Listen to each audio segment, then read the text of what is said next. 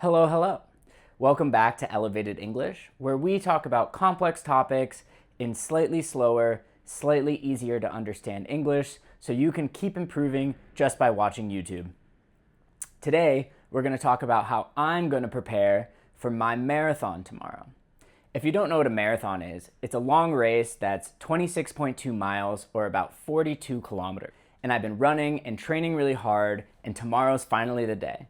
So I want to show you the gear that I'm going to use to prepare for my long run.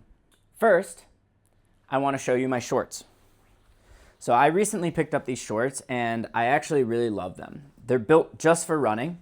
They have a belt inside of them, a runner's belt.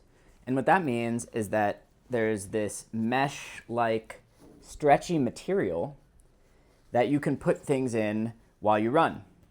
In the back, there's a spot for a cell phone. I'll put my iPhone here. Side pockets actually hug close to my leg so my phone won't fall out. These are from Lululemon. By the way, nothing in this video is sponsored. I just wanted to give you some insight into how I'm preparing for my run tomorrow and discuss these complex race topics. Is my shirt. This shirt is nothing special.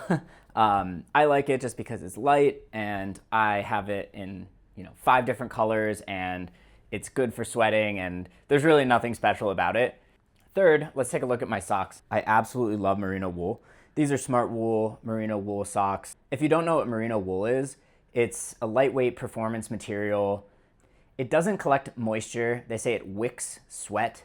It really just stays dry. So for any performance material, I always look for merino wool as an option. Next is my AirPods.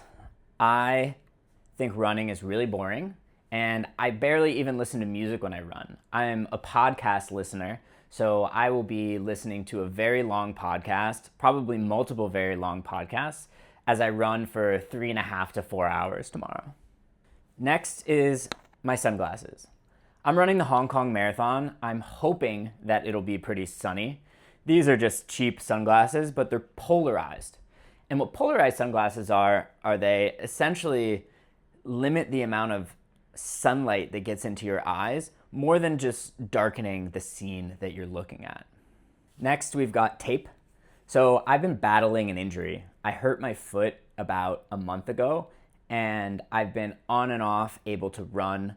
I'm still going to push through and run my marathon tomorrow, but I am going to tape it up really good. So this is a tape called Leuco tape, and it's a little bit stronger and will offer my foot and ankle more support. This is called K-tape or Kinesiology tape, and it's more stretchy. So it's less about support and more about tricking your brain into using the right muscles in the right ways. Finally, my gels.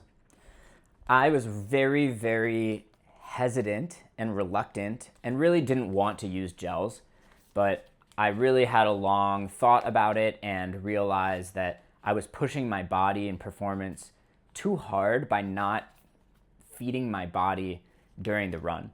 So these are 100-calorie gels. They're basically just sugar, and they taste a bit like Jell-O, like gelatin. They are okay. I plan to take one every 7 kilometers tomorrow. So after my first 7 kilometers, I'll take one.